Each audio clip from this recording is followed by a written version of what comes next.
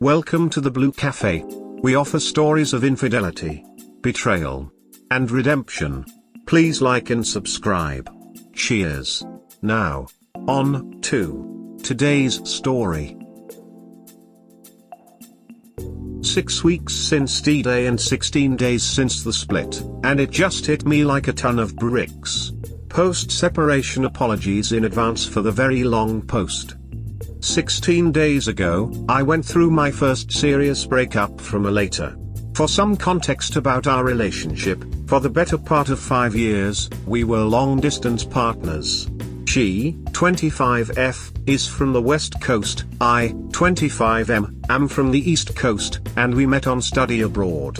We did everything we could to maintain a strong relationship despite the distance, promising each other that one day we'd have a chance to live together and to start a future.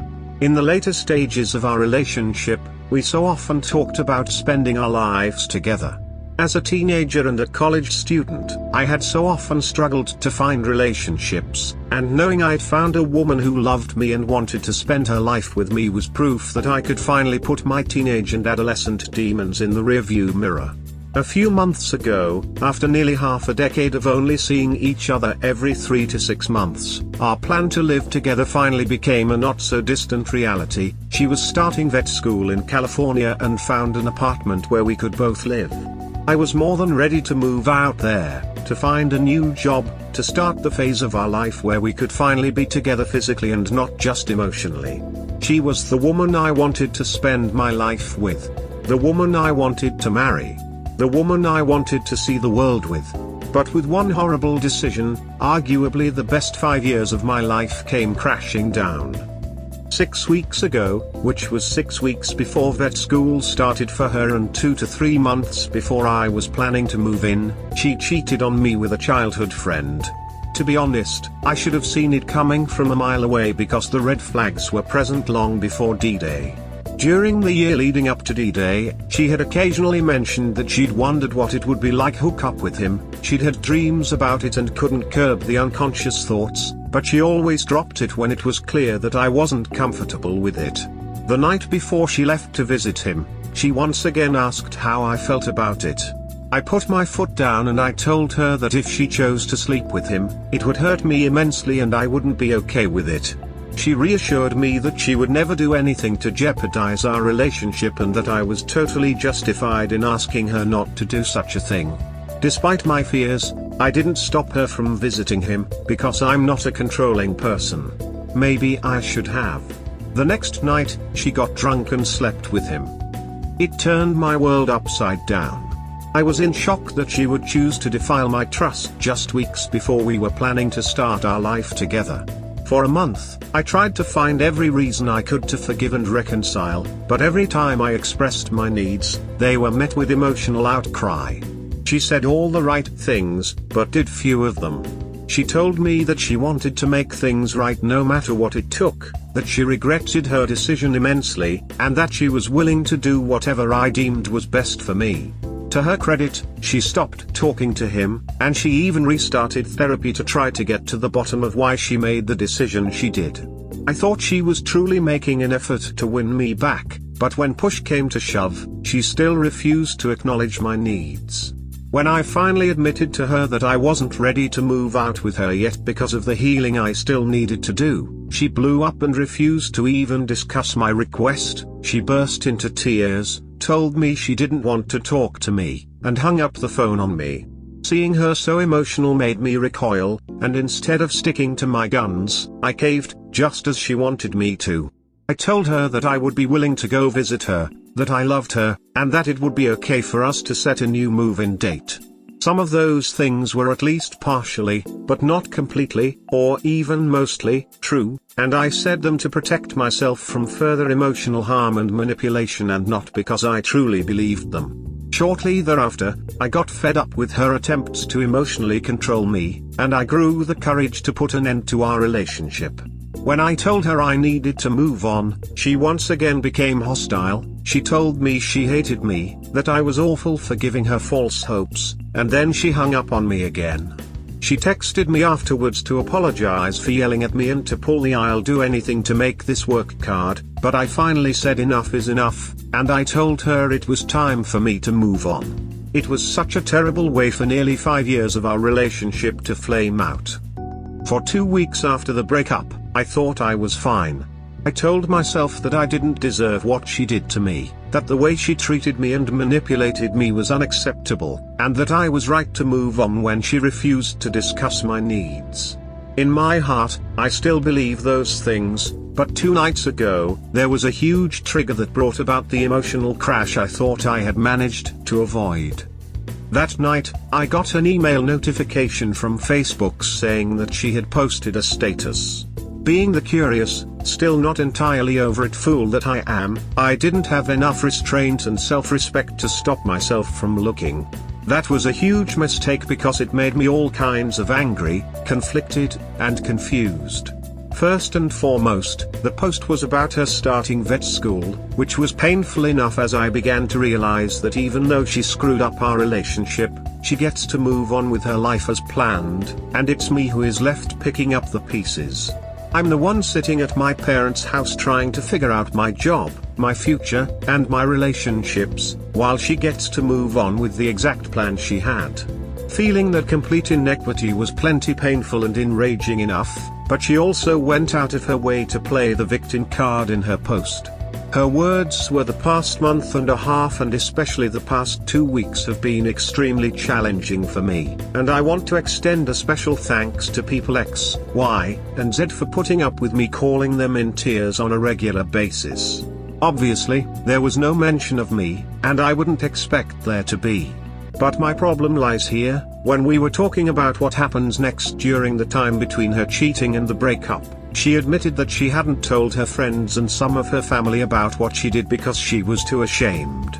While I appreciate that she feels shame about what she did, I'm now fearing that she's not going to be strong enough to come clean about her decision, which will paint me as the villain for breaking up with her at a time when she's beginning a huge life transition, i.e. starting vet school. I guess that Facebook is the place where you post all of your highlights and none of your lowlights, but the fact that she hasn't come clean to the people she talks to, and moreover the fact that she's making things ambiguous in the public forum that is Facebook, concerns me immensely. It is her fault, and nobody else's, that this relationship ended. But I fear that when people see a Facebook post detailing how much emotional distress she's in, I'm going to come out as the bad guy. If she gains nothing else from this breakup, I want her to be able to be honest with people about a terrible and inexcusable decision she made. Her friends, especially our mutual friends, her family, and especially any future partners she has, do not deserve to have this hidden from them. And I do not deserve to be painted as a villain for moving on from our relationship when she was unfaithful to me. I don't think I'll be able to forgive her until she's ready to be truthful with herself and the people around her. Hopefully people won't read too much into a Facebook post, but I'm scared that she won't be strong enough to grapple with the consequences of her decision, while I'm left to suffer from it. I've since muted her Facebook feed, but the fact that she's painting herself as the victim in this breakup, inadvertently or otherwise, scares me and angers me immensely. The last couple days, I've been feeling some of the worst pain I've ever felt, the kind of emotional pain that's so intense that your body feels it too. It's been burning in my chest and keeping me awake at night. I'm trying to see this as an opportunity to find out who I am without her and to pursue a better future for me, but I need to get over the pain of knowing that she gets everything she wants, except for me, while I have to completely redefine my identity and my future plans. There is still a long, agonizing road ahead, but I hope I can learn to grow into the man I am and not the man she wanted me to be. Look dude, just forget about her. She planned to cheat. It was the whole point of hanging out with him that night. She was preparing you for it by telling you about her dreams and asking you how you would feel. Hell, she told you that night before she left she was gonna do it. Just go completely North Carolina and don't worry about what she says. She is on the other side of the country and she won't tell people stuff that makes her look bad. You're absolutely right. She telegraphed it long before it actually happened, and I was too blind to stop it or to get out of the relationship before she actually did it. But thankfully she managed to send the message loud and clear that our relationship wasn't nearly as strong as I thought, and at least I got out before she did this while we lived together, or worse, got married or had a house or a family. This is made slightly easier by the fact that she's so far away, so I don't have to worry about running into her anytime soon, which is relieving as I try to get over this. Honestly, that's the best way to look at it. She at least did it before you uprooted your entire life and moved to the other side of the country where you only had her to lean on. Your best bet is to completely block her on everything and stop looking at her social media. Because one of two things will happen. You will either see she has started dating that dude within a month, or she will start spamming you trying to get back together. And honestly, both are shit you don't need. True enough. I don't need either of those things, and I don't have any intentions to engage with her for the foreseeable future.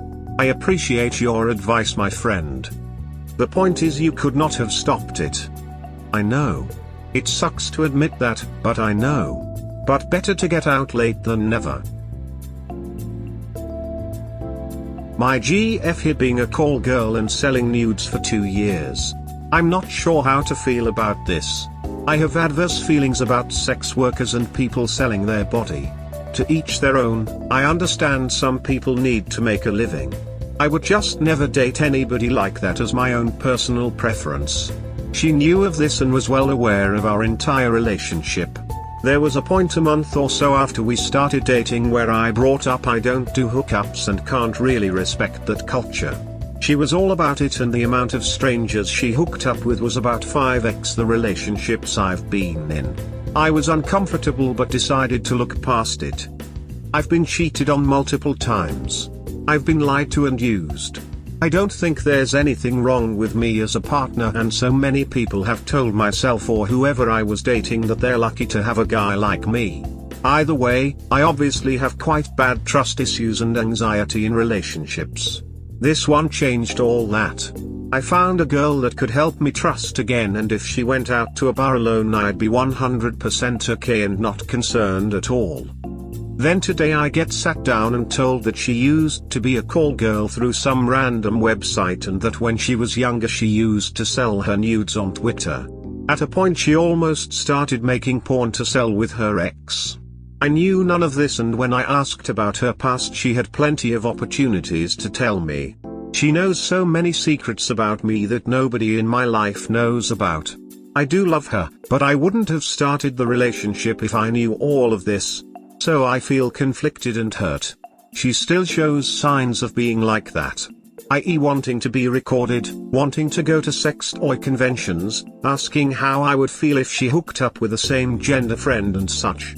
All to which she didn't end up doing out of respect for my feelings, but still. Edit, I'm 26 and she's 25. Edit 2, so I want to elaborate about my issues with people's past. I grew up in a terrible environment. I could have joined gangs, I had plenty of opportunities to cheat or have hookups that I didn't take. I could have stayed jobless and just wasted away in my parents' house playing video games. I didn't do any of these things because I knew they were wrong and cared about my future. Is it so wrong for me to look for a partner that did the same instead of doing a bunch of various things and asking for forgiveness? Edit 3, I'm not judging the people that have done those things. However, I will consider them when it comes to opening my heart to them. I love how people say they take on other people's past. No, we don't have to. The fact he made this post shows it bothers him. Take my advice, bro. Leave now. Resentment is a relationship killer. The seed has been planted. One thing is not being fully open about yourself. She took away your choice to choose if you wanted to be with someone with a past like that, and now your feelings are involved. That's manipulative. Thank you for the bigger picture insight. Honestly, and this was known from the start, I didn't even want to date anymore before we did. That's why we started talking for months beforehand. I just got out of the worst abusive relationship of my life that involved weekly physical confrontations over even acknowledging the existence of other women. I was really hurt. So to bring someone in that wasn't who I thought they were just hurts more. Sounds like you need time alone to enjoy life and to focus on yourself. Don't just get into relationships, give yourself time to heal and have fun. Yeah. I can't imagine the pain you have. You have all the right to feel betrayed by her since she never disclosed that information from the beginning. If it's a deal breaker, you should absolutely leave and she should respect that. But I have to assure you that there are women out there who are true to themselves and will be good to you. I'm sorry that you've been encountering women who don't give you as much respect as you deserve. And I hope you don't lose the will to find the person who loves and respects you as much as you do. Breakup. It seems like she is just settling for you but didn't truly move on. She knew how you felt about this, yet she didn't tell you before you started dating. It looks like she started to date you, hoping that you would hopelessly fall for her, and then when you found out, if you did find out, you would be hooked on her, and it wouldn't matter. This is a form of deception. It's like people who would rather ask for forgiveness after the fact, than be forthcoming with information beforehand, hoping the person will forgive their trespasses. This was pretty much exactly the words I was looking for. I do feel deceived and that it was overlooked in the hopes that later in the relationship it wouldn't matter, but it still does. Thank you for the insight. A guy called my girlfriend's phone at 12 a.m. and she is acting like it's not a big deal. Advice. Maybe I'm crazy, but the other night a guy, who's a friend that invites her to parties, calls my girlfriend's cell phone a little past 12 a.m. She was sleeping in my bed and I saw when he called. She looked at the phone and did not answer. Cool. So next morning I said, someone called you last night, and she trickle-truthed me with that was a friend. Okay, cool. So later on that day I asked her, hey, that friend that called, was she okay? Did she have an emergency? I purposely referred to her as she was to see if she would correct me on the fact that it was a guy that called. She replied, it's my friend that invites me out for parties. At this point I know she's hiding the fact that it's a guy that called. So I respond, is this friend a guy or a girl? And she responds, it's a guy, are you jealous? So I'm thinking, what the heck? I had to just pry that out of you? Any hoots? After the situation she's very nonchalant about it as if he is insignificant or whatever. But to me the fact of the matter is that some dude out there has the liberty to call you at the wee hours of the morning to hang out knowing that there is a possibility you'd pick up. Am I missing something here? Till this day she's never said, baby, I had a talk with him, it won't happen again or anything to give me closure. I'm assuming she was hiding the fact that it was a guy calling her phone so I don't freak out and start another argument. But what do you guys think? Just keep an eye out for any more red flags, plus next time she is invited to a party try and go with her, see how she reacts, see if she makes excuses why you can't go. Good luck, hope it works out for you. I don't think she would invite me, I have never met her friends. I think she's afraid of what I would think about her friends. That's a red flag itself. There may be bad influences you haven't known about yet and she doesn't want you to. That's what I'm thinking. Thoughtful face. A woman, or man, is only as good as his or her friends. There are thousands of articles about this on the internet. You are the average of the 5 people you spend the most time with, or something like that. Honestly, for me, it would be a deal breaker if a guy comes and picks her up to a party that I don't know and it's a party I can't go to with her. Out of respect for you and the relationship, she should not be going to any of these parties. Ho. How long have you two been dating? Was she spending the night at your place or her place when she got the call? Or do you live together? If you have been only dating for a short time, you can probably stop this shit. If you have been dating for a longer time, she'll probably gaslight you and shit. I would have ended it when the whole party thing, with a guy you don't know, and a party you can't go to, started. But, that is just me. I've been to this rodeo before and I not need to go another time. Really? How long have you been together? This is definitely a red flag if your relationship is serious at all. 1 month, but I'm trying to take her serious, kids and the whole nine. 1 month. 1 month. Unless you've discussed exclusivity, you should assume she's seeing other people. Slow down.